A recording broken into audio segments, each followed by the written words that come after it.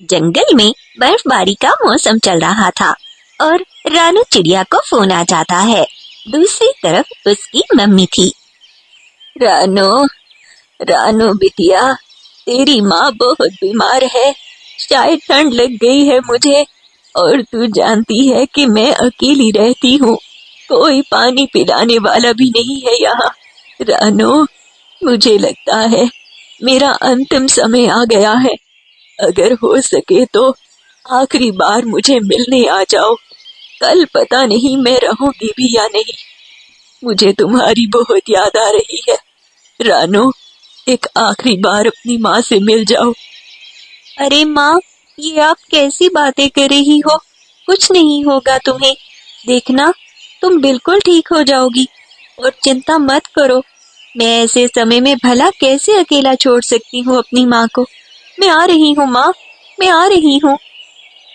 Ranu phone बंद करके सोचने लगती है, क्योंकि बाहर हर तरफ बर्फ ही बर्फ थी और इतना उड़कर जाना मुमकिन नहीं था, क्योंकि उसकी माँ दूर किसी जंगल में रहती थी और घर बाहर निकलने का मतलब था कि अपनी मौत को दावत देना।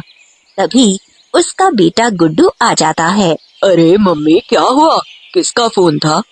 कुछ परेशान लग रही हो। हाँ बेटा गुड्डू, बात ही कुछ ऐसी है। ऐसी क्या बात है माँ? और फिर रानो उसको सारी बात बता देती है। अच्छा, तो ये बात है। तो माँ, इसमें चिंता की क्या बात है?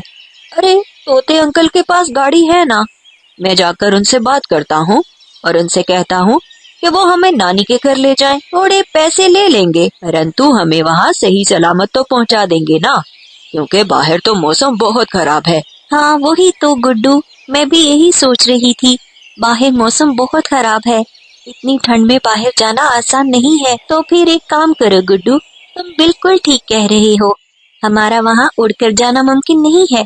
मैं ऐसा करती हूँ कि बैग पैक कर लेती हूँ और तुम जाकर तोते भैया से बात कर लो। हाँ हाँ ठीक है माँ, तुम बैग पैक करो, मैं बस उनसे बात करके अभी आया। और फिर गुड्डू तोते के पास चला जाता है और उसको जाकर सारी बात बता देता है। हाँ हाँ ठीक है गुड्डू बेटा, मैं आपकी बात को समझ गया हूँ, लेकिन वो क्या है ना, वो जगह यहाँ से बहुत दूर है। ले तो मैं आपको जाऊंगा, परंतु किराया बहुत लग जाएगा। मैं 2000 रुपए लूंगा। बोलो, अगर कहते हो तो ले जाता हूँ। क्या? 2000 रुपए? अंकल, पैसे कुछ ज्यादा नहीं है?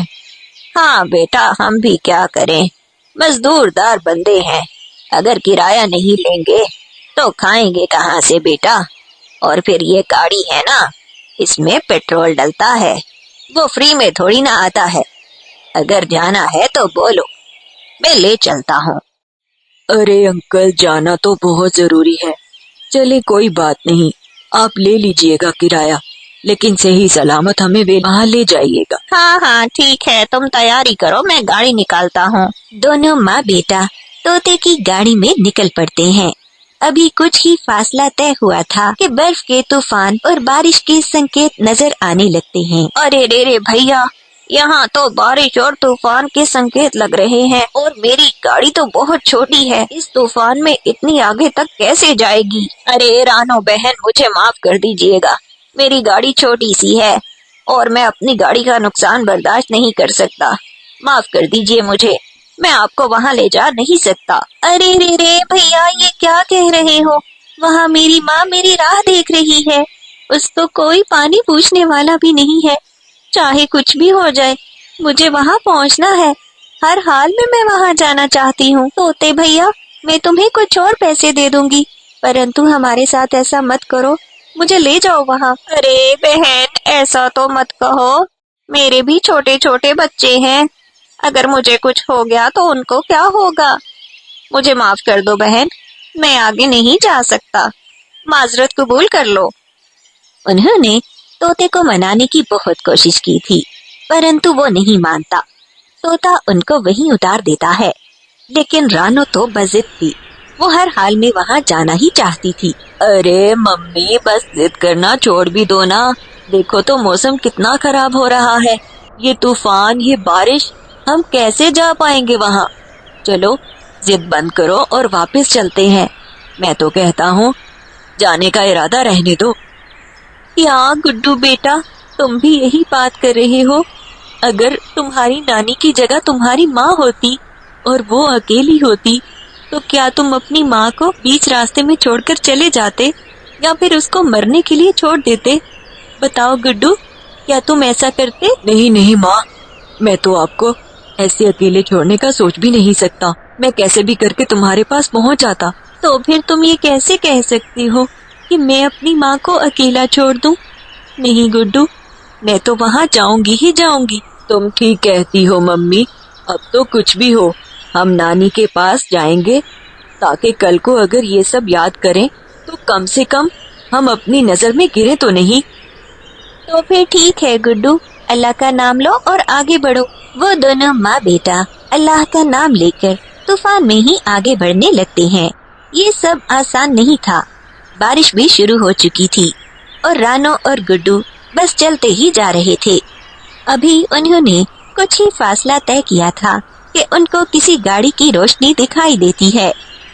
अरे गुड्डू बेटा, ये रोशनी कहाँ से आ रही है? हाँ माँ, मुझे भी ऐसा ही लग रहा है। लगता है कोई गाड़ी आ रही है। इससे लिफ्ट लेते हैं। वो दोनों गाड़ी का इंतजार करने के लिए रुक जाते हैं। थोड़ी देर में जब वो गाड़ी उनके पास पहुंचती है तो वो देखते हैं कि वो तोते की ही गाड़ी थी। तोता वापस आ गया था। वो वापस नहीं जा सका था और बार बार उसको यही ख्याल आ रहा था। अरे अरे तोते अंकल, आप वापस नहीं गए क्या? अरे बेटा, मैं नहीं जा सका। मुझे बार बार तुम्हारा और तुम्हारी माँ का ख्याल आ रहा था। मुझे लग रहा था कहीं तुम दोनों को कुछ हो ना जाए, और इसका जिम्मेदार मैं अपने आप को समझ रहा था, इसीलिए मैं वापस आ गया। अब तो चाहे जो भी हो, मैं जाऊंगा तुम दोनों को लेकर। माफ कर देना बहन। नहीं नहीं तोते भैया, मैं जानती हूँ तुम्हारी भी मजबूरी थी। चलो चलो बातें मत करो और गाड़ी में बैठो, चलते हैं। फिर तोता उन दोनों को अपने साथ गाड़ी में बिठा लेता है। कुछ ही देर में वो नानी के पास पहुंच जाते हैं। उन्होंने जाकर देखा तो रानो की माँ की हालत तो वाकई बहुत खराब थी। अरे पानी दो, पानी दे दो। माँ, मैं आ गई हूँ माँ। देखो तुम्हारी बेटी आ गई है। अब तुम्हें चिंता करने की जरूरत नहीं है। मैं तुम्हारा ख्याल रखूंगी माँ। अरे मेरी बेटी, तुम्हारा बहुत बहुत शुक्रिया। रानो ने वहाँ जाते ही अपनी माँ की खिदमत शुरू कर दी थी और गुड्डू ने भी फौरन से जाकर नानी के लिए दवा लाकर दी, जिसे खाने से वो कुछ बेहतर लग रही थी। मीनू मासी अपने नवासे को बहुत दुआएं दे रही थी। अरे भला हो गुड्डू बेटा तुम्हारा, खुदा तुम्हारा भला करे। जुग जुग जियो मेरा बेटा, जुग जुग जियो।